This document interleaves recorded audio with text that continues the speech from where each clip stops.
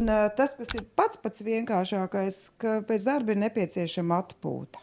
Un to pasaka jau mums šūnas fizioloģijas līmenis, lai varētu šūna, tā teikt, pēc aktivitātes vēl kaut ko darīt, ir obligāti jāaiziet tā reinkarnācija, jāaiziet ir caur to saukto mieru periodu, lai kas tas būtu.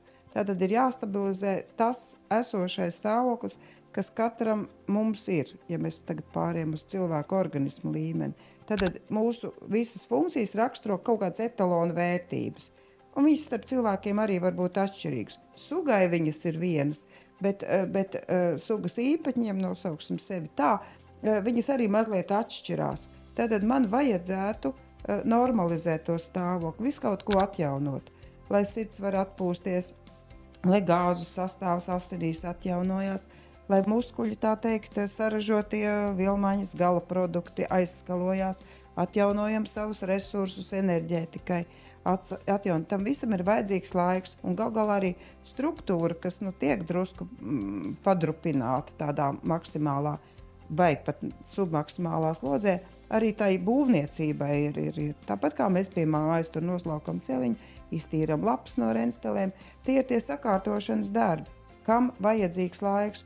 Un cilvēki tā muļķīgā pieeja ir, un cilvēciski to var saprast, ka dzīve noteikti skrien ātrāk kā pirms 50 un 100 gadiem, un tagad kāpēc mēs gribam tajā pat laikā paspēt daudz vairāk.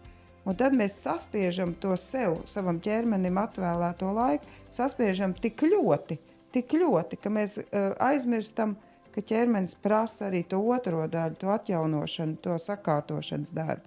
Un tā mēs visu laiku strādājam jau kaut kur uz nevis tās bāzes līnijas, bet bišķiņa augstāk. Un kamēr spiežam no sevis laukā, protams, es brīnos, ka psiholoģija to ļauj, jo cilvēks pēc būtības jau ir slings. Ja ir grūti, tad viņš sāk pārlikt, vai man to vajag, kāpēc man to vajag, vai man par to kaut kas būs.